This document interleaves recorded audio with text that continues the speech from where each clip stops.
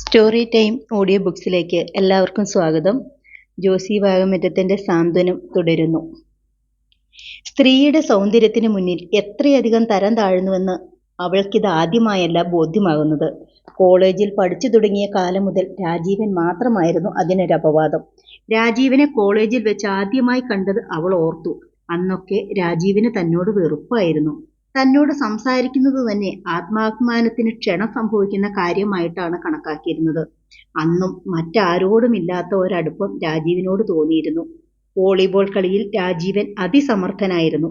Rajeevan കളിക്കുന്നുണ്ടെന്നറിഞ്ഞാൽ class cut ചെയ്തും കളി കാണാൻ പോകുമായിരുന്നു. ആളിക്കത്താൻ തുടങ്ങിയ സ്നേഹത്തിന്റെ തീപ്പൊരി കാറ്റുലയ്ക്കാതെ മനസ്സിനുള്ളിൽ രഹസ്യമായി സൂക്ഷിച്ചുകൊണ്ട് നടന്നു. കോളേജിൽ നിന്നും പിരിഞ്ഞതോടെ പരസ്പരം കാണാൻ പറ്റാതായി. അന്ന് തോന്നിയ സ്നേഹത്തിന്റെ തീപ്പൊരി മാത്രം മനസ്സിന്റെ അഗാധതയിൽ എവിടെയോ അണയാതെ കിടന്നു. വീണ്ടും രാജീവനുമായി കണ്ടുമുട്ടുമെന്ന് പ്രതീക്ഷിച്ചതേയില്ല. താനും രാജീവനും ഒന്നിക്കണമെന്ന് ആയിരിക്കും വിധി. അല്ലെങ്കിൽ ഇങ്ങനെയൊക്കെ സംഭവിക്കുമോ? ഒന്നോർത്താൽ എല്ലാം ആകസ്മികമായിട്ട് സംഭവിച്ചതാണ്. മറ്റൊരു തരത്തിൽ ചിന്തിച്ചാൽ ഈശ്വരൻ മുൻകൂട്ടി തയ്യാറാക്കിയ പദ്ധതി അനുസരിച്ച് ഇങ്ങനെയൊക്കെ വരുത്തി തീർത്തതാണെന്നും തോന്നും. സോണിയ, സ്റ്റാൻലിയുടെ വിളിയൊച്ച അവളുടെ ചിന്തയെ ഞെട്ടിച്ചു. അവൾ പകപ്പോടെ സ്റ്റാൻലിയെ നോക്കി. സോണിയ എന്താണ് ആലോചിച്ചുകൊണ്ടിരുന്നത്? ഓ, ഒന്നുമില്ല. അവൾ ചിരിക്കാൻ ശ്രമിച്ചു. നമുക്കല്പം നടക്കാൻ പോകാം. എങ്ങോട്ട്? വെറുതെ ഈ യൂക്കാലിത്തോട്ടത്തിലൂടെ. ഞാൻ വരുന്നില്ല. സോണിയയ്ക്ക് എന്നോട് എന്താണിത്ര വിരോധം? എനിക്ക് വിരോധമൊന്നുമില്ലല്ലോ. അതല്ല, സോണിയ എന്നോട് ഒട്ടും സഹകരിക്കുന്നില്ല. എങ്ങനെ സഹകരിക്കുന്നില്ലെന്നാണ്? എൻ്റെ കൂടെ നടക്കാൻ വരില്ല. ഞാനൊരു ഡ്രൈവിന് വിളിച്ചാൽ വരില്ല. എൻ്റെ എസ്റ്റേറ്റിലേക്ക് ക്ഷണിച്ചാൽ വരില്ല. സ്നേഹമില്ലാഞ്ഞിട്ടല്ലേ? അല്ല, സ്റ്റാൻലിയുടെ കൂടെ ഇങ്ങനെയല്ല സഹകരിക്കാൻ താല്പര്യമില്ലാഞ്ഞിട്ടാണ്. സ്റ്റാൻലിയുടെ മുഖം കറുത്തു. ആ രാജീവിന്റെ കൂടെയാണെങ്കിൽ താല്പര്യമുണ്ടല്ലേ? സോണിയ വിളറിപ്പോയി. അയാളുടെ മുമ്പിൽ നിന്ന് എഴുന്നേറ്റ് പോകണമെന്ന് ആശിച്ചെങ്കിലും അവൾക്കതിന് കഴിഞ്ഞില്ല. നോക്കൂ സോണിയ, നമ്മൾ താമസിയാതെ വിവാഹിതരാകേണ്ടവരാണ്. സ്റ്റാൻലി സ്വരം അല്പം മയപ്പെടുത്തി. എന്നാരു പറഞ്ഞു? അവൾ ദേഷ്യത്തോടെ ചോദിച്ചു. നമ്മുടെ മാതാപിതാക്കൾ പണ്ടേ ആലോചിച്ചതാണിത്. ഇപ്പോൾ തീരുമാനിച്ചും കഴിഞ്ഞു. ആരാണ് തീരുമാനിച്ചത്? സോണിയയുടെയും എന്റെയും മാതാപിതാക്കൾ. അവരല്ലല്ലോ വിവാഹം കഴിക്കേണ്ടത്, ഞാനല്ലേ. എനിക്ക് മനസ്സില്ലെങ്കിൽ എന്തു ചെയ്യും? സോണിയെ ക്ഷോഭിക്കാതിരിക്കൂ. അവൾ ദേഷ്യം അടക്കിയിരുന്നു. സ്റ്റാൻലി പ്രണയപരവശതയോടെ അവളുടെ മുഖത്തേക്ക് നോക്കിക്കൊണ്ടിരുന്നു. സോണിയയ്ക്ക് എന്നോട് ഇഷ്ടമല്ലേ? വിവാഹം കഴിക്കാൻ ഇഷ്ടമല്ല. എനിക്കുള്ള ന്യൂനത എന്താണെന്ന് പറയൂ. സോണിയ ആലോചിച്ചു. സ്റ്റാൻലി സുന്ദരനാണ്. ചുരുണ്ടിടതൂർന്ന മുടി, വിശാലമായ നെറ്റി, നീണ്ടുയർന്ന നാസിക, തീക്ഷ്ണമായ കണ്ണുകൾ, സുന്ദരമായ മുഖം, കനത്ത ഉടൽക്കെട്ട്, കായികാഭ്യാസിയുടേതുപോലെയുള്ള ചുമലും കൈകാലുകളും. ദീർഘകായൻ, മൂർത്തൻ എസ്റ്റേറ്റിന്റെ അനന്തരാവകാശി. ഒരു ന്യൂനതയുമില്ല. പിന്നെ എന്തുകൊണ്ടാണ് ഇഷ്ടമില്ലാത്തത്? എനിക്ക് നിങ്ങളെ സ്നേഹിക്കാൻ സാധ്യമല്ലാത്തതുകൊണ്ട്. വേണ്ട, എനിക്ക് സോണിയെ സ്നേഹിച്ചാൽ മതി. വിവാഹം കഴിയുമ്പോൾ സോണിയയ്ക്ക് താനേ സ്നേഹമുണ്ടായിക്കൊള്ളും. ഞാൻ നിങ്ങളെ വിവാഹം കഴിക്കുകയില്ല. ഞാൻ നിനക്ക് വേണ്ടി എന്താണ് ചെയ്യേണ്ടതെന്ന് പറയൂ. നിനക്ക് വേണ്ടി ഞാൻ എന്തു വേണമെങ്കിലും ചെയ്യാം. എസ്റ്റേറ്റിന്റെ അവകാശവും എൻ്റെ സകല സ്വത്തുക്കളും ഞാൻ ഉപേക്ഷിക്കാം.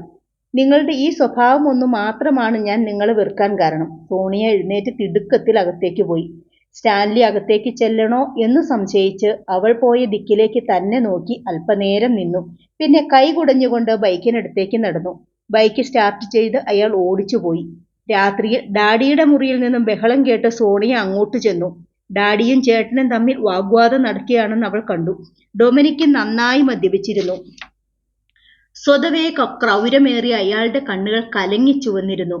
കൗശലവും പകയും ദ്യോതിപ്പിക്കുന്ന മുഖം ഇരുണ്ടു തുടുത്തിരുന്നു. ലോൺ റോക്ക് എസ്റ്റേറ്റ് എനിക്ക് വിട്ടുതരണം, അയാൾ ആക്രോശിച്ചു. സ്റ്റീഫൻസന്റെ മുഖം ദേഷ്യം കൊണ്ട് ചുവന്നു വിങ്ങി. മീശ വിറച്ചു.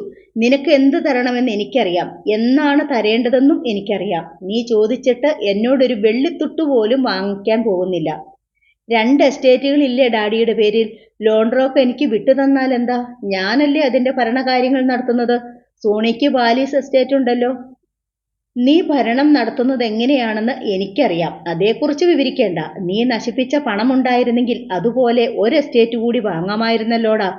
എനിക്ക് ഈ പ്രസംഗം കേൾക്കണ്ട. ഞാനിത് എത്ര കേട്ടതാണ്. എനിക്ക് ലോൺ റോക്ക് തീരെഴുതി തരണം. ഇല്ലെങ്കിൽ വാങ്ങാൻ കഴിയുമോ എന്ന് നോക്കും. അത് കാണട്ടെ. എനിക്ക് മനസ്സില്ല തരാൻ. ഒരു ചില്ലി കൂടി ഞാൻ നിനക്ക് തരില്ല.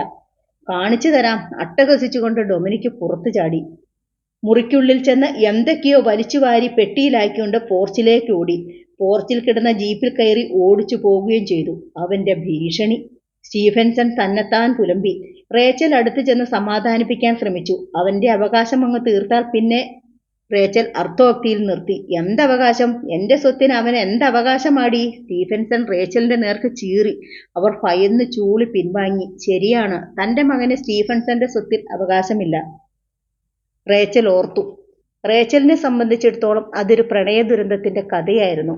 സ്റ്റീഫൻസൺ മുതലാളിയെ സംബന്ധിച്ചിടത്തോളം ഒരു വൻ ചതിയുടെ കഥയും. സ്റ്റീഫൻസൺ മുതലാളിക്ക് പറ്റിയ ചതിയും റേച്ചലിന് പറ്റിയ അബദ്ധവുമാണ് ഡൊമിനിക് എന്ന മനുഷ്യൻ. സ്റ്റീഫൻസന്റെ മാതാപിതാക്കളും റേച്ചലിന്റെ മാതാപിതാക്കളും തമ്മിൽ പണ്ട് മുതൽക്കേ ഉറ്റ സൗഹാർദ്ദത്തിലായിരുന്നു. അന്ന് ലോൺറോക്ക് എസ്റ്റേറ്റിലാണ് റേച്ചലും മാതാപിതാക്കളും താമസം.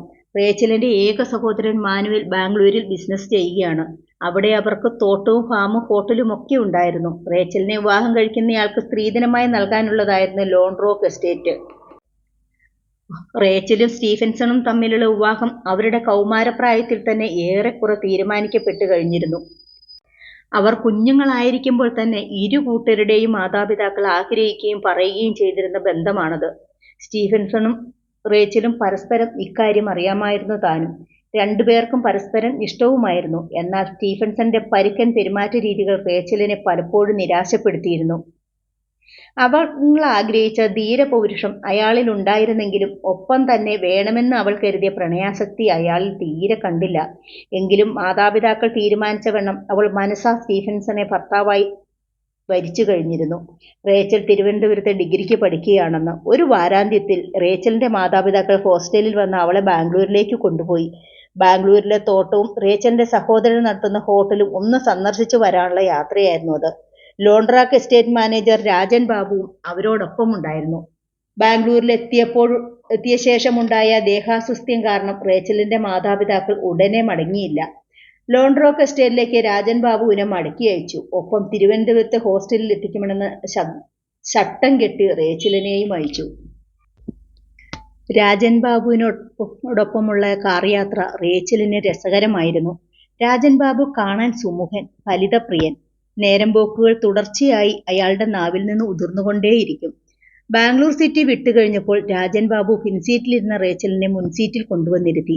അല്ലെങ്കിൽ താൻ വെറും ഡ്രൈവറായി പോകുമെന്നായിരുന്നു അയാളുടെ ആവലാതി. രാജൻ ബാബുവിന്റെ രഹസ്യ ജീവിതത്തെക്കുറിച്ച് കുറെയൊക്കെ റേച്ചലിന് അറിയാമായിരുന്നു. അയാൾ സ്ത്രീലമ്പടനാണ്, പെണ്ണുങ്ങളെ മയക്കാൻ വിദഗ്ധൻ. അത്തരം കുറെ കഥകൾ കേട്ടിട്ടുണ്ട്. സംഭാഷണമധ്യേ റേച്ചൽ തമാശ രൂപേണ അത് സൂചിപ്പിക്കുകയും ചെയ്തു. സംഗതി കുറെയൊക്കെ സത്യമാണെന്ന് രാജൻ ബാബു സമ്മതിച്ചു.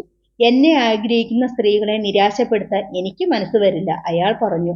1-2 മണിക്കൂർ നേരത്തെ പരിചയത്തിനിടയിൽ ഒരു പെണ്ണിനെ പാട്ടിലാക്കാൻ തനിക്ക് കഴിയുമെന്ന് അയാൾ വീമ്പടിക്കുകയും ചെയ്തു.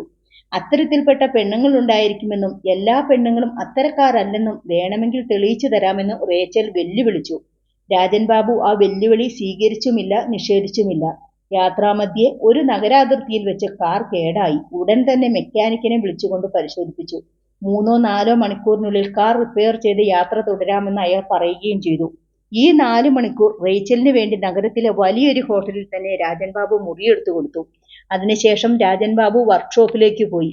വൈകുന്നേരം തിരിച്ചെത്തിയ രാജൻ ബാബു പറഞ്ഞത് കാർ ഇതുവരെ റിപ്പയർ ചെയ്ത് കിട്ടിയില്ലെന്നായിരുന്നു. എന്തോ ഒരു സ്പെയർ പാർട്സിന് നഗരം മുഴുവൻ അലഞ്ഞിട്ടും രക്ഷയില്ല. അടുത്ത ടൗണിലേക്ക് ആൾ പോയിരിക്കുകയാണ്. വെറുതെ ഇരുന്ന് ബോറടിക്കാതെ വല്ല സിനിമയ്ക്കും പോകാമെന്ന് നിർദ്ദേശിച്ചതും രാജൻ ബാബു തന്നെ. റേച്ചലിന് തന്റെ മാനസികമായ പ്രതിരോധ ശക്തിയെപ്പറ്റി നല്ല മതിപ്പായിരുന്നു. സിനിമ കഴിഞ്ഞു വന്ന് രാജൻ ബാബു ഭക്ഷണം കഴിക്കാൻ റെസ്റ്റോറന്റിലേക്ക് കൊണ്ടുപോയി. വാസ്തവത്തിൽ അതൊരു ക്യാബറേ ഹാളായിരുന്നു. ഉന്മാദ നൃത്തവും മദ്യലഹരിയും ഹരം പിടിപ്പിക്കുന്ന അന്തരീക്ഷം. ഭക്ഷണത്തിനൊപ്പം രാജൻ ബാബു മദ്യവും ഓർഡർ ചെയ്തു. റേച്ചലിന് കഴിക്കാൻ നിരുപദ്രവകരമായ വൈൻ. നൃത്തവും സംഗീതവും കൊഴുത്തു. റേച്ചൽ അറിയാതെ അവളുടെ വൈൻ ഗ്ലാസിൽ വീര്യമേറിയ മദ്യവും കലർന്നു. റെസ്റ്റോറന്റിൽ നിന്നും കിടപ്പറയിലേക്ക് മടങ്ങുമ്പോൾ റേച്ചലിന് ലോകവും രാത്രിയും ജീവിതവും അതീവ സുന്ദരമാണെന്ന് തോന്നി. തന്റെ കൈകാലുകൾക്കും തലയ്ക്കും ഭാരം തീരെയില്ലെന്നും. രാജൻ ബാബുവിന്റെ ചെറിയ ഫലിതങ്ങളിലും അവൾ പൊട്ടിച്ചിരിച്ചു. അവളുടെ നാസികത്തുമ്പിലും മേൽചുണ്ടിലും മീതെയും മഞ്ഞുതുള്ളികൾ കിളിർത്തു. ബാൽക്കണിയിലിരുന്ന് നഗരത്തിന്റെ മായക്കാഴ്ചയിൽ മുഴുകി നിൽക്കെ രാജൻ ബാബു തൊട്ടു പിന്നിൽ നിന്ന് അവളുടെ തോളിൽ കൈവച്ചു. അത് മാന്ത്രിക സ്പർശമായി അവൾക്ക് അനുഭവപ്പെട്ടു. അവളുടെ മുടിയുടെ സൗന്ദര്യത്തിൽ അയാൾ മുഖം പൂഴ്ത്തി. ചെവിക്ക് താഴെ കഴുത്തിൽ അയാളുടെ ചൂടുള്ള ഉച്ഛ്വാസവായു ഏറ്റപ്പോൾ അവൾ ഇക്കിളി പൂണ്ട് ചിരിച്ചു. അവളുടെ മിനുമിനുത്ത ഉദരത്തിനു മീതെ കൈകൾ ചുറ്റി അയാൾ അവളെ ആശ്ലേഷിച്ചു. അയാൾ എന്തൊക്കെയോ മന്ത്രിച്ചുകൊണ്ടിരുന്നു. അവളുടെ ചുവന്നു തൊടുത്ത കവിളിലും പാതികോമ്പിയ മിഴികളിലും അയാൾ ഉമ്മ വെച്ചു. പിന്നെ വൈനിന്റെ ലഹരി പൂണ്ട ചുണ്ടുകളിലും. മുന്തിരിച്ചാറിന്റെ സമുദ്രത്തിൽ അവൾ നീന്തി പതച്ചു തുടങ്ങിയിരുന്നു. തന്റെ മേനിയിൽ അയാളുടെ വിരലുകൾ തൊടുന്നിടത്തെല്ലാം ചിറകുകൾ പൊട്ടിമുളയ്ക്കുന്നത് അവൾ അറിഞ്ഞു. രാജൻ ബാബു അവളുടെ ശരീരം കോരിയെടുത്ത് കിടക്കയിലെത്തുമ്പോൾ ആരെയോ കൊത്തിപ്പറിക്കാനുള്ള വെമ്പലിലായിരുന്നു അവൾ. 2 മാസത്തിനു ശേഷമായിരുന്നു സ്റ്റീഫൻസണുമായുള്ള വിവാഹം. കുറ്റബോധത്തിന്റെയും മൂഢതയുടെയും ദിവസങ്ങളിൽ എന്തു ചെയ്യണമെന്നറിയാതെ നീറുന്ന മനസ്സോടെ അവൾക്ക് എല്ലാ ചടങ്ങുകൾക്കും തന്നെത്താൻ സമർപ്പിക്കേണ്ടി വന്നു. 6 മാസക്കാലം അവൾ രഹസ്യമാക്കി മടക്കിക്കൊണ്ടു നടന്നു. ഒടുവിൽ സ്റ്റീഫൻസന്റെ മുമ്പിലെല്ലാം തുറന്നു സമ്മതിക്കേണ്ടി വന്നു. റേച്ചൽ ഗർഭിണിയായിരുന്നു. വിവാഹത്തിന് മുമ്പ് തന്നെ അവൾക്ക് നേരിയൊരു ആശങ്കയുണ്ടായിരുന്നു. പിന്നെ പരിഹാരത്തിനുള്ള സമയമോ സാവകാശമോ ലഭിച്ചുമില്ല. റേച്ചലിൽ നിന്ന് സത്യം ഗ്രഹിച്ച സ്റ്റീഫൻസൺ നടുങ്ങിപ്പോയിരുന്നു. രാത്രി മുഴുവൻ അയാൾ മെല്ലെ ആടുന്ന കസേരയിൽ താഴ്ന്ന ശിരസുമായിരുന്നു. അയാൾക്ക് മുമ്പിൽ 2 വഴികളെ അപ്പോഴുണ്ടായിരുന്നുള്ളൂ. ഒന്നെങ്കിൽ അവളെ കൊല്ലുക, അല്ലെങ്കിൽ ഉപേക്ഷിക്കുക. റേച്ചൽ അയാളുടെ കാലിൽ പിടിച്ച് കരഞ്ഞു. എന്നെ കൊന്നു കളഞ്ഞേക്കൂ, അല്ലെങ്കിൽ ഉപേക്ഷിച്ചേക്കൂ. സ്റ്റീഫൻസൺ അനങ്ങിയില്ല. സമൂഹത്തിൽ തൻ്റെ സ്ഥാനം, ജീവിതത്തോടുള്ള ഉത്തരവാദിത്വം, ബന്ധുജനങ്ങളോടുള്ള ബാധ്യത, റേച്ചലിൻ്റെ ഒന്നുമറിയാത്ത മാതാപിതാക്കളോടുള്ള സഹാനുഭൂതി, മുന്നിൽ അവശേഷിച്ചേക്കാവുന്ന ജീവിത തകർച്ച, എല്ലാം അയാളുടെ തലച്ചോറിലൂടെ മങ്ങിയും പ്രകാശിച്ചും കടന്നുപോയിക്കൊണ്ടിരുന്നു. വെളുപ്പാൻ കാലമായപ്പോഴേക്കും അയാളുടെ ചേതനയിൽ മൂന്നാമതൊരു വഴി കൂടി തെളിഞ്ഞു. ചുമരിൽ തൂക്കിയിട്ടിരുന്ന റൈഫിൾ അയാൾ എടുക്കുന്നത് കണ്ട് റേച്ചൽ ഞെട്ടി. തൻ്റെ ജീവിതം ഇവിടെ അവസാനിക്കുകയാണെന്ന് കരുതി അവൾ അയാൾക്ക് മുമ്പിൽ കണ്ണടച്ച് ചുണ്ടിൽ അന്ത്യപ്രാർത്ഥനകളുമായി നിന്നു. പക്ഷേ സ്റ്റീഫൻസൺ തോക്കുമായി നേരെ പുറത്തേക്ക് നടക്കുകയാണ് ചെയ്തത്. വേട്ടപ്പട്ടികളെയും കൂട്ടി പുലരും മുമ്പേ കാട്ടിൽ കയറിയ സ്റ്റീഫൻസൺ മടങ്ങാൻ 3 പകലും 3 രാത്രിയും എടുത്തു. നെഞ്ചിൽ തീയുമായി റേച്ചൽ ബംഗ്ലാവിനുള്ളിൽ കഴിഞ്ഞു. ഉറക്കമിളച്ച് ചുവന്ന കണ്ണുകളും കാടിൻ്റെ പരുക്കൻ മുഖവുമായി തിരിച്ചെത്തിയ സ്റ്റീഫൻസൺ തോക്ക് ചുമരിൽ തൂക്കിയ ശേഷം റേച്ചലിനെ വിളിച്ചു പറഞ്ഞു, എല്ലാം ഞാൻ പൊറുക്കുന്നു. പക്ഷേ ഈ നിമിഷം മുതൽ നീ എൻ്റെ അടിമയായിരിക്കും. എൻ്റെ മുമ്പിൽ നിന്റെ ഒരു വാക്കിനും വിലയുണ്ടാവുകയില്ല. അയാളുടെ കാൽക്കീഴിൽ ഒരു പുഴുവിനെ പോലെ ഞെരിയാനും അവൾ സന്നദ്ധയായിരുന്നു. സ്റ്റീഫൻസൺ റേച്ചലിൻ്റെ പേരിലുള്ള ലോൺറാക്ക് എസ്റ്റേറ്റ് തൻ്റെ പേരിലേക്ക് എഴുതി വാങ്ങി. റേച്ചൽ അയാൾക്ക് കീഴിൽ ഒരടിമയെപ്പോലെ ശബ്ദമില്ലാതെ ജീവിച്ചു.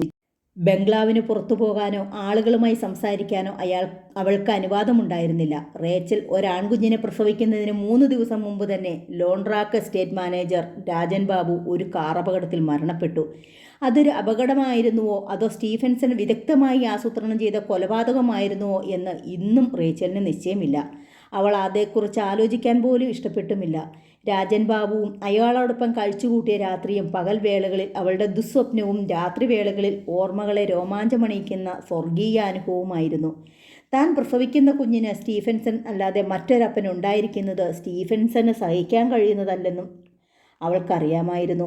അവൾ പ്രസവിക്കുന്നതിന് 1 ആഴ്ച മുമ്പ് സ്റ്റീഫൻസൺ അവളോട് ഇങ്ങനെ ചോദിക്കുകയുണ്ടായി, നീ പ്രസവിക്കുന്ന കുഞ്ഞിന് 2 അപ്പന്മാരുണ്ടായിരിക്കണോ അതോ ഒരാൾ മതിയോ? റേച്ചൽ അമ്പരന്നിരുന്നു.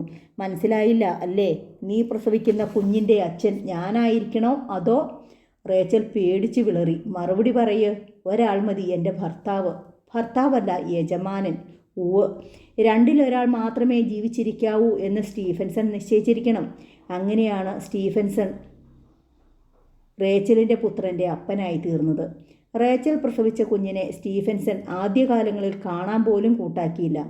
അതിൻ്റെ കരച്ചിൽ അയാളെ വിറളി പിടിപ്പിച്ചിരുന്നു. കുഞ്ഞിൻ്റെ ഒച്ച ബംഗ്ലാവിലുയർന്ന സ്റ്റീഫൻസൺ കലിയിളകി സർവരെയും ശകാരിച്ച് പ്രാഗി ഇറങ്ങിപ്പോകുമായിരുന്നു. റേച്ചൽ അവൻ്റെ ഒച്ച പുറത്തു കേൾക്കാതിരിക്കാൻ ശ്രദ്ധിച്ചു. കുഞ്ഞ് കരയാൻ ഭാവിച്ചാൽ ഉടൻ അതടയ്ക്കാനുള്ള ശ്രമമായി. ചിലപ്പോൾ വായ പൊത്തിപ്പിടിക്കുകയും ചെയ്തു. സ്റ്റീഫൻസൻ്റെ കൺമുന്നിൽ തൻ്റെ കുഞ്ഞ് ചെന്നുപെടാതിരിക്കാനും അവൾ ശ്രദ്ധിച്ചു. പലപ്പോഴും കൺമുമ്പിൽ അവൻ്റെ മുഖം പെട്ടുപോയാൽ സ്റ്റീഫൻസൺ ഒരു ഇഴജന്തുവിനെ നോക്കുന്ന പോലെ അവനെ തുറച്ചു നോക്കും. കൊണ്ടുപോയി കുഴിച്ചിട്, എനിക്ക് കാണരുത്. കുഞ്ഞു വാതിൽക്കലാണെങ്കിൽ ഷൂസ് ഇട്ട കാൽ കൊണ്ട് ഒരു പുഴുവിനെ എന്ന പോലെ തോണ്ടി എറിയുകയും ചെയ്യും.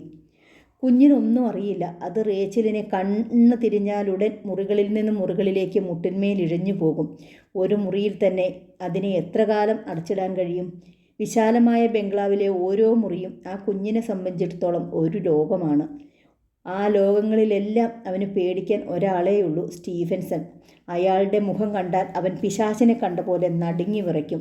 സ്റ്റീഫൻസന്റെ ഒച്ച കേട്ടാൽ കിടിലം കൊണ്ട് ഏതെങ്കിലും ഇരുണ്ട കോണിലേക്ക് ഒഴിഞ്ഞുമാറി കാതോർത്ത് അനങ്ങാതെ ഇരിക്കും. ഒരിക്കൽ റേച്ചലിന്റെ കണ്ണ് വെട്ടിച്ച് അവൻ മുട്ടിന്മേലിഴിഞ്ഞ് പല മുറികൾ കയറി ഇറങ്ങി സ്റ്റീഫൻസന്റെ ഓഫീസ് മുറിയിലെത്തി. സ്റ്റീഫൻസന്റെ ഗർജനവും കുഞ്ഞിന്റെ അലറിക്കരച്ചിലും കേട്ട റേച്ചൽ ഭയചകിതയായി ഓടിച്ചെന്നപ്പോൾ കണ്ട കാഴ്ച ഞെട്ടിപ്പിക്കുന്നതായിരുന്നു. സ്റ്റീഫൻസൺ ഒരരിക്കുഞ്ഞിനെ എന്ന വണ്ണം കാലിൽ പിടിച്ച് തലകീഴായി അറപ്പോടെ തൂക്കിപ്പിടിച്ചിരിക്കുന്നു റേച്ചലിന്റെ കുട്ടിയെ. അയാൾ നിന്ന് ജ്വലിക്കുകയാണ്. അയാളിപ്പോൾ കുട്ടിയെ വലിച്ചെറിയുകയോ നിലത്താഞ്ഞടിക്കുകയോ ചെയ്തേക്കുമെന്ന് തോന്നുമായിരുന്നു. അതിനെ ഒന്നും ചെയ്യല്ലേ, ഒന്നും ചെയ്യല്ലേ. റേച്ചൽ നിലവിളിച്ചുകൊണ്ട് ഓടിച്ചെന്ന് ഭയന്നലറിക്കരയുന്ന കുഞ്ഞിനെ വാരിപ്പിടിച്ചു. ഒന്നും ചെയ്യല്ലേ, എന്നെ വേണമെങ്കിൽ ചവിട്ടി അരച്ചോ, കൊന്നോ, പക്ഷേ ഇതെനിക്ക് സഹിക്കാൻ വയ്യ. സ്റ്റീഫൻസൺ കുട്ടിയുടെ മേലുള്ള പിടിവിട്ടു. റേച്ചൽ കരഞ്ഞുകൊണ്ട് കുഞ്ഞിനെയും നെഞ്ചിത്തടുക്കി പിടിച്ച് മുറിവിട്ട് ഓടിപ്പോയി. കോപവും സങ്കടവും സഹിക്കവയ്യാഞ്ഞ് അവർ തന്റെ കുഞ്ഞിനെ തലങ്ങും വിലങ്ങും പ്രകരിച്ചു. നീ എന്തിനാ മുറിയിൽ പോയി? എന്തിനങ്ങോട്ട് വലിഞ്ഞു കയറി ചെന്നു? അവൾ ചീറിക്കരഞ്ഞുകൊണ്ട് പുലമ്പി. പിന്നെ രാത്രിയിൽ അവൾ കുഞ്ഞിനെ കെട്ടിപ്പിടിച്ച് തുരുതിരെ ചുംബിച്ചുകൊണ്ട് വിങ്ങിപ്പൊട്ടി. നീ എന്തിനായിട്ട് ജനിച്ചട മോനെ ഈ അമ്മയുടെ വയറ്റില്, ഈ ഭൂമിയില്? കുട്ടി സങ്കടത്തോടെ അവളെ നോക്കുക മാത്രം ചെയ്തു. നമുക്കെങ്ങോട്ടെങ്കിലും പോകാം മോനെ, ലോകത്തിന്റെ ഏതെങ്കിലും കോണിലേക്ക്, നമ്മളെ ആരും അറിയാത്തിടത്തേക്ക്. റേച്ചൽ ഒരു പെട്ടിയും തൂക്കി വാതിൽക്കൽ വന്നു. സ്റ്റീഫൻസൺ മുഖമുയർത്തി. റേച്ചൽ പെട്ടി താഴെ വെച്ചു. അതിനരികിൽ കുഞ്ഞിനെയും നിർത്തി. പിന്നെ നിറകണ്ണികളോടെ വന്ന് സ്റ്റീഫൻസന്റെ മുന്നിൽ മുട്ടുകുത്തി. ഞാനും ശാപം പിടിച്ച പോലെ ജനിച്ച എന്റെ കുഞ്ഞും ഇനി ഈ വീട്ടിൽ നിൽക്കുന്നത് ശരിയല്ല. ഞങ്ങൾ പോവുകയാണ് എങ്ങോട്ടെങ്കിലും. ഇവിടെ ഇട്ട് നരകിപ്പിക്കാതെ, എന്റെ കുഞ്ഞിനെ കൊല്ലാക്കൊല ചെയ്യാതെ ഞങ്ങളെ പോകാൻ അനുവദിക്കണം. അങ്ങേക്ക് യാതൊരു ശല്യവുമില്ലാതെ എവിടെയെങ്കിലും പോയി ജീവിച്ചോളാം ഞങ്ങള്, ഒരിക്കലും തിരിച്ചു വരാതെ, ഒരവകാശവും പറയാതെ. സ്റ്റീഫൻസൺ പൈപ്പ് വായിൽ നിന്നെടുത്ത് കണ്ണിമ വയ്ക്കാതെ അവളെ നോക്കി. കൊടും പാപിയാ ഞാൻ. റേച്ചൽ പൊട്ടിക്കരിഞ്ഞു. എനിക്കറിയാം, വലിയ തെറ്റാ ഞാൻ ചെയ്തേ. എന്നോട് പൊറുക്കണേ. ഇനി ഒരിക്കലും തിരുത്താൻ പറ്റാത്ത തെറ്റായിപ്പോയി. ഞങ്ങൾ പൊയ്ക്കോട്ടെ. റേച്ചൽ അയാളുടെ കാൽമുട്ടുകളിലേക്ക് മുഖം അമർത്തിപ്പിടിച്ച് ഏങ്ങലടിച്ചു. അവൾ എഴുന്നേൽക്കാൻ ഭാവിച്ചപ്പോൾ സ്റ്റീഫൻസന്റെ കൈ തന്റെ ശിരസിൽ മൃദുവായി അമർന്നത് അവൾ അറിഞ്ഞു. പിന്നെ രണ്ടു കരവും അവളുടെ ചുമരിൽ മുറുകി ഒരു കുട്ടിയെ എന്നവണ്ണം അവളെ ഉയർത്താൻ ശ്രമിക്കുകയായിരുന്നു. റേച്ചൽ നിറകണ്ണുകളോടെ നോക്കി. അദ്ദേഹം തന്നോട് എന്നേക്കും ക്ഷമിച്ചിരിക്കുന്നതായി ആ മുഖത്ത് കണ്ടു.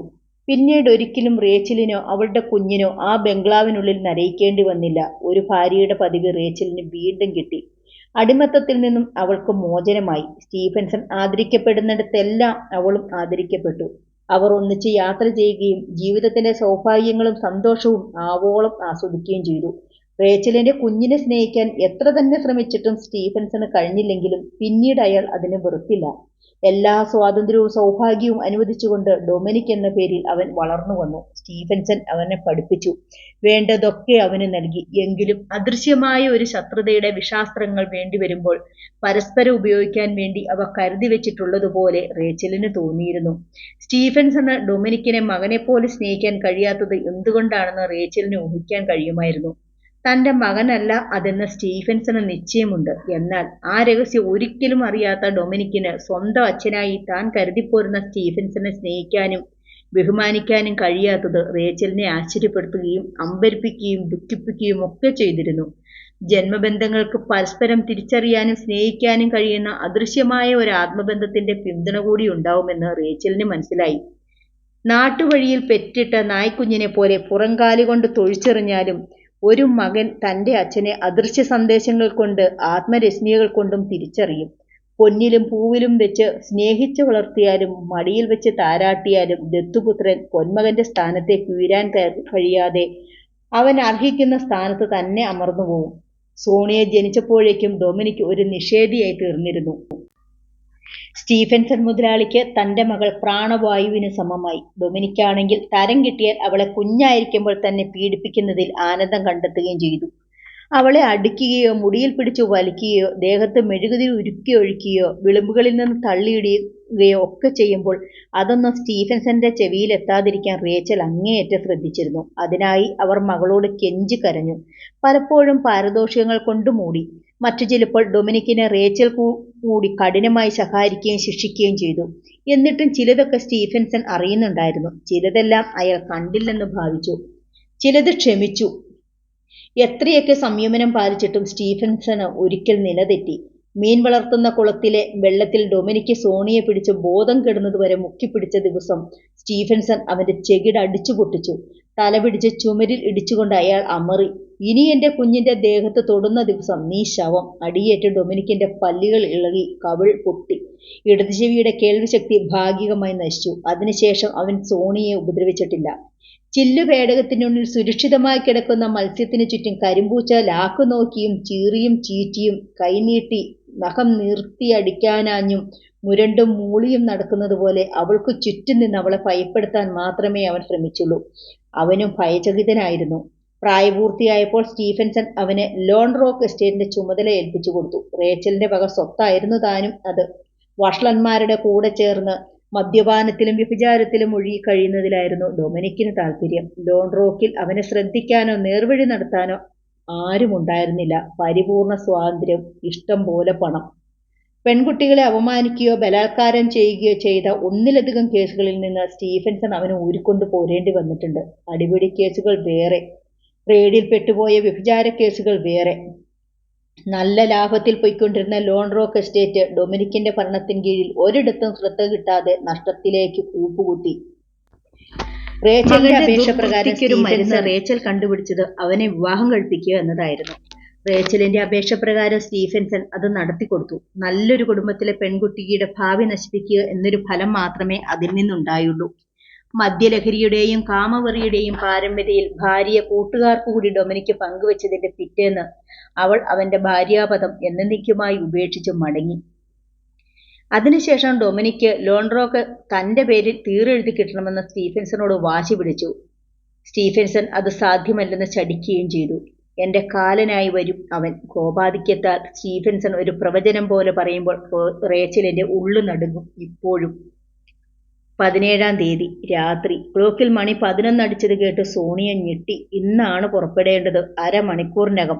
രാജീവൻ 12 മണിക്കുള്ളിൽ ജീപ്പുമായി ടോൾ ഗേറ്റിലെത്തും. അപ്പോൾ താൻ അവിടെ എത്തിയിരിക്കണം. കുറഞ്ഞ പക്ഷം എസ് വളവിലെങ്കിലും. രാജീവൻ സാധിച്ചാൽ അവിടെ വരെ എത്തിയേക്കാമെന്ന് സമ്മതിച്ചിട്ടുണ്ട്. രാജീവന് അവിടെ വരാൻ കഴിഞ്ഞില്ലെങ്കിലും താൻ കാത്തു നിൽക്കാതെ മുന്നോട്ടു പോകണം. ടോൾ ഗേറ്റ് വരെ തനിച്ച്. എല്ലാം വ്യക്തമായി അവൾ ഓർമ്മിച്ചു. പോകാനുള്ള ഒരുക്കങ്ങളെല്ലാം നേരത്തെ പൂർത്തിയാക്കിയിരുന്നു.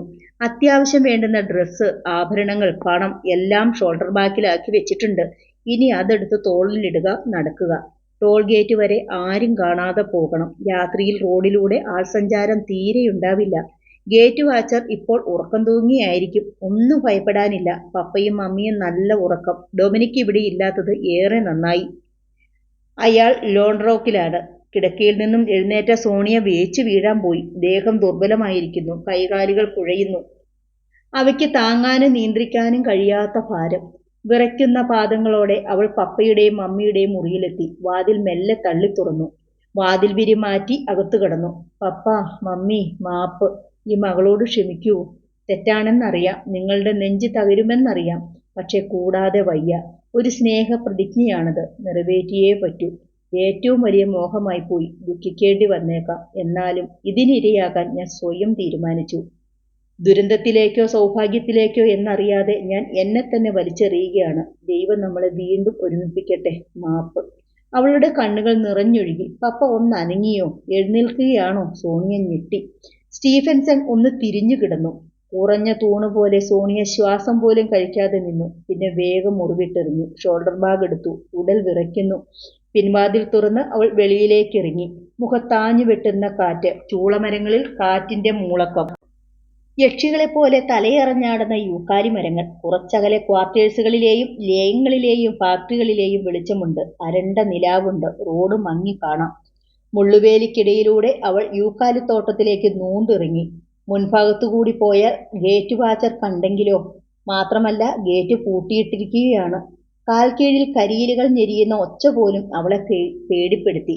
യൂക്കാലിത്തോട്ടത്തിലൂടെ നടന്ന വല്ലവിധേനയും അവൾ റോഡിലിറങ്ങി. ഇനി ഭയപ്പെടാനൊന്നുമില്ല. താൻ ഇറങ്ങിപ്പോന്നത് ആരും കണ്ടിട്ടില്ല. കഷ്ടിച്ച് 15 മിനിറ്റ് നടന്നാൽ ടോൾഗേറ്റായി. അതിനപ്പുറത്താണ് തന്റെ അജ്ഞാത ഭാവി, തന്റെ ജീവിതം. എസ് വളവിന് കുറെ ഇപ്പുറത്ത് റോഡിലൊരു വെള്ളായം കണ്ട് സോണിയ ഞെട്ടി. റോഡിലൂടെ ആരെങ്കിലും വരികയാണോ? താൻ കണ്ടുപിടിക്കപ്പെട്ടുവോ? എസ്റ്റേറ്റിന്റെ ഓരോ മുക്കിനെയും മൂലയെയും സംബന്ധിച്ച് പ്രേതകഥകൾ ധാരാളം കേട്ടിരിക്കുന്നു. നേർത്ത മണികിലക്കം. ഓ, അതൊരു പശുവാണ്. റോഡിൽ രാത്രികാലങ്ങളിൽ പശുക്കൾ അലഞ്ഞു നടക്കും. റോഡിൽ തന്നെ കിടന്നുറങ്ങും. സോണിയ വീണ്ടു കിട്ടിയ ധൈര്യത്തോടെ മുന്നോട്ടു പോയി. പശുവിന്റെ മണികിലുക്കം പിന്നിലായി. ഇനി എന്തു പേടിക്കാൻ? അവൾ നിശ്വാസം പൊഴിച്ചു. ചന്ദ്രക്കലയെ മേഘത്തുണ്ടു മറച്ചപ്പോൾ ഭൂമിയിലൊരു കറുത്ത ആവരണം വീണ പോലെ സോണിയയ്ക്ക് തോന്നി. കൃത്യം 7 മണിക്ക് തന്നെ രാജീവിനെ സംഘവും ജീപ്പിൽ യാത്ര പുറപ്പെട്ടു. എല്ലാം ഭംഗിയായി കലാശിക്കുമെന്നതിനെക്കുറിച്ച് ആർക്കും സംശയമുണ്ടായിരുന്നില്ല. രാജീവന്റെ സുഹൃത്തുക്കൾ പാട്ടുപാടുകയും തമാശകൾ പറഞ്ഞ് പൊട്ടിച്ചിരിക്കുകയും ചെയ്തുകൊണ്ടിരുന്നു. രാജീവൻ മാത്രം ഉത്കണ്ഠാകുലനായിരുന്നു. മുണ്ടക്കയത്ത് വന്നപ്പോൾ എല്ലാവരും ഹോട്ടലിൽ കയറി ഭക്ഷണം കഴിച്ചു. സുഹൃത്തുക്കൾ അല്പം മദ്യപിക്കുകയും ചെയ്തു. നമ്മുടെ രാജീവിന് പെൺതുണ കിട്ടാൻ പോവുകയല്ലേ? ആഘോഷത്തോടെ ഇരിക്കട്ടെ, ജോൺസൺ പറഞ്ഞു. ഇതൊന്നുമല്ല ആഘോഷം. തിരിച്ചു വന്നിട്ട് വേണം നമുക്ക് ശരിക്കൊന്ന് ആഘോഷിക്കാൻ. മാനുവലിന്റെ വക. വാസ്തവത്തിൽ ഇവനൊരു ഭയങ്കരനാ. എസ്റ്റേറ്റ് മുതലാളിയുടെ ഏക മകളെ തന്നെ വലയിൽ കുടുക്കിയില്ലേ? മറ്റൊരാളുടെ കമന്റ്. നമ്മൾ കരുതുന്നത് പോലെ ഒന്നുമല്ല രാജീവൻ. ദീർഘവീക്ഷണമുള്ളവനാണ്. എങ്ങനെ തട്ടിക്കിഴിച്ചാലും ചാവാൻ നേരത്ത് കിഴവൻ ഒരെസ്റ്റേറ്റെങ്കിലും മകൾക്ക് കൊടുക്കാതിരിക്കില്ല. വേറെ ആർക്ക് കൊടുക്കാൻ? മകൾക്കെന്ന് പറഞ്ഞാൽ ആർക്കാ? രാജീവിന്. പിന്നെ ഇവൻ ആരാ? എസ്റ്റേറ്റ് മുതലാളി. ആശാനെ, മനുഷ്യന്റെ തലയിലെഴുത്ത് 3 വിധമാ. 1 പടച്ചവൻ എഴുതി വെക്കുന്നത്, 2 അവനവൻ തന്നെത്താൻ തലയിൽ എഴുതുന്നത്, 3 മറ്റുള്ളവർ എഴുതി വെക്കുന്നത്. ഇവന്റെ തലയിൽ ഇത് 3മുണ്ട്. പോരെ? വിവാഹം എന്നൊക്കെ പറഞ്ഞാൽ ഇതുപോലൊരു ത്രില്ലിൽ നിന്ന് വേണം തുടങ്ങാൻ. മുത്തശ്ശനായിട്ടിരിക്കുമ്പോൾ പേരക്കുട്ടികൾക്ക് പറഞ്ഞു കൊടുക്കാൻ മുത്തശ്ശിക്കഥ വേറെ വേണ്ടല്ലോ. ഈ പ്രണയകഥാ നാണയത്തിന് മറ്റൊരു വശം കൂടിയുണ്ട്. പറഞ്ഞേൽപ്പിച്ച സ്ഥലത്ത് അവൾ വന്നില്ലെങ്കിൽ എന്തു ചെയ്യും നമ്മുടെ രാജീവൻ? അറം പറ്റുന്ന വാക്കൊന്നും പറയാതെടോ, ഒരുവൻ ശാസിച്ചു. രാജീവൻ എല്ലാം കേട്ടു. എന്നാൽ ഒന്നും കേൾക്കില്ലെന്ന ഭാവത്തിൽ അസ്വസ്ഥനായി ഇരുന്നു. 11:15 മണിയായപ്പോൾ ചുരത്തിന് താഴെയുള്ള മണ്ണാർ എസ്റ്റേറ്റിലെ ടോൾഗേറ്റിലെത്തി. ഗേറ്റ് കാവൽക്കാരന് 10 രൂപ കൈമടക്ക് കൊടുത്തിട്ട് ജോൺസൺ പറഞ്ഞു, 12:30 ഞങ്ങൾ തിരിച്ചു വരും. അഥവാ അരക്കാൽ മണിക്കൂർ കൂടി താമസിച്ചാലും ഗേറ്റ് തുറന്നു തന്നേക്കണം. അർജന്റായിട്ട് മടങ്ങിപ്പോകാനുള്ളതാണ്. ഗേറ്റ് കീപ്പർ തലയാട്ടി സമ്മതിച്ചു. 1 മണി വരെ ഗേറ്റ് തുറന്നിട്ടേക്കാമെന്ന് അയാൾ പറഞ്ഞു. ജീപ്പ് ചുരം കയറാൻ തുടങ്ങി. മഞ്ഞ് പെയ്യുന്നുണ്ട്. മലമ്പള്ളങ്ങളിൽ മൂടൽമഞ്ഞിന്റെ പത. എന്തൊരു മുടിഞ്ഞ തണുപ്പ്! ജോൺസൺ പിറുപിറുത്തു. അത്യഗാധമായ ഗർത്തങ്ങൾക്ക് മീതെയുള്ള മലമ്പാതയിലൂടെ ജീപ്പ് ആടിക്കുലുങ്ങി നിരങ്ങി കയറിപ്പോയി. രാജീവിന് ഉത്കണ്ഠ കൊണ്ട് ശ്വാസമുട്ടൽ അനുഭവപ്പെട്ടു. അടുക്കുംതോറും അസ്വസ്ഥതയും ആശങ്കയും ഏറുകയായി. അരമണിക്കൂർ കൊണ്ട് ചുരം പിന്തള്ളി 11:50 ആയപ്പോൾ വാലിസ് എസ്റ്റേറ്റിലേക്കുള്ള ഗേറ്റിന് 50 വാര പിന്നിലായി ജീപ്പ് കൊണ്ടുവന്ന് നിർത്തി തിരിച്ചിട്ട് ലൈറ്റുകൾ അണച്ചു. സന്ദർഭത്തിന്റെ ഗൗരവം മനസ്സിലാക്കി എല്ലാവരും മൂകത പാലിച്ചു. ഡ്രൈവർ മാത്രം ജീപ്പിലിരുന്ന് ബാക്കിയുള്ളവർ ഗേറ്റിലേക്ക് നടന്നു. രാജീവനായിരുന്നു മുമ്പിൽ. വൈദ്യുതി കണക്ഷൻ തകരാറിലാണെന്ന് രാജീവിന് മനസ്സിലായി. കാവൽപ്പുരയിൽ വെളിച്ചമില്ല. ടോർച്ച് തെളിച്ചുകൊണ്ടവർ ഗേറ്റിനരികിൽ ചെന്നു. രാജീവിന്റെ കണ്ണുകൾ ഉത്കണ്ഠയോടെ 4 ചുറ്റും പരതി. സോണിയ എത്തിച്ചേർന്നിട്ടുണ്ടോ? ഇല്ല, കാണാനില്ല. വാച്ചിൽ നോക്കി. 12 ആവാൻ 5 മിനിറ്റ് കൂടിയുണ്ട്. രാജീവൻ പ്രത്യാശയോടും പരിഭ്രമത്തോടും കൂടി ഗേറ്റിനപ്പുറം കാണാവുന്ന റോഡിലേക്ക് തന്നെ നോക്കിക്കൊണ്ടിരുന്നു. അവിടെ നിന്നാണ് സോണിയ വരേണ്ടത്. മിനിറ്റുകൾ പൊഴിഞ്ഞു വീണുകൊണ്ടിരുന്നു. 12 മണി. കണ്ണെത്താവുന്ന ദിക്കിൽ എങ്ങുമില്ല സോണിയ. അവൾ ചതിക്കുമോ? വരാതിരിക്കുമോ? ഇല്ല. രാജീവിന്റെ ഹൃദയം ദ്രുതഗതിയിൽ മിടിച്ചുകൊണ്ടിരുന്നു. 12:30. സോണിയ ഇനി എത്തിച്ചേർന്നിട്ടില്ല. രാജീവിന്റെ ഉള്ളാകെ വെന്തുരുകി. പാർട്ടിയെ കാണുന്നില്ലല്ലോ, എന്തു ചെയ്യും? ജോൺസൺ ചോദിച്ചു. കുറച്ചുകൂടി കാക്കാം, അവൾ വരാതിരിക്കില്ല. 1 മണി കഴിഞ്ഞാൽ അയാൾ ഗേറ്റ് പൂട്ടും. പൂട്ടട്ടെ. പിന്നെ ജോൺസൺ ഒന്നും പറഞ്ഞില്ല. 1 മണിയായി. രാജീവിന്റെ നെഞ്ചിടിപ്പ് ജോൺസണ് കേൾക്കാമെന്ന് തോന്നി. അവൾ വരാതിരിക്കുമോ? ഇല്ല, രാജീവൻ പറഞ്ഞു. നമ്മൾ ഇവിടെ ഇരുന്നത് കൊണ്ട് എന്ത് കാര്യം? പിന്നെയും സമയം കടന്നുപോയി. കൂട്ടുകാർ ഒത്തുചേർന്ന് പിറുപിറുക്കുന്നത് രാജീവിന് കേൾക്കാം. അവളവനെ കബളിപ്പിച്ചുവെന്ന് തോന്നുന്നു. ഇനി ദിവസവും തീയതിയും മാറിപ്പോയോ? 17-ാം തീയതി ഇന്നത്തെ ദിവസമാണ്. ഒരുപക്ഷെ അവൾക്ക് തെറ്റിപ്പോയോ? അങ്ങനെയും സംഭവിക്കാം. ഈ തണുപ്പത്ത് ഇങ്ങനെ നിന്നാൽ എങ്ങനെയാണ്? അവനോട് ചോദിക്കുക. സംഗതി ആകെ കുഴഞ്ഞല്ലോ. സുരേന്ദ്രൻ രാജീവിന്റെ അടുത്തേക്ക് വന്നു. ഇനി എന്ത് ചെയ്യാനാണ് ഉദ്ദേശം? മണി 2 ആവുന്നു. എനിക്കറിയില്ല, രാജീവൻ പാരവശ്യത്തോടെ പറഞ്ഞു. എന്തെങ്കിലും കുഴപ്പമുണ്ടായി കാണും. എന്തു കുഴപ്പമുണ്ടാകാനാണ്? അവൾ വീട് വിട്ടിറങ്ങിയത് ആരെങ്കിലും കണ്ടുപിടിച്ചു കാണും. സൂക്ഷിക്കണമെന്ന് ഞാൻ അവളോട് പറഞ്ഞിരുന്നു. പിഴവ് ആർക്കും പറ്റുമല്ലോ. അവൾക്കങ്ങനെ പിഴവ് പറ്റില്ല.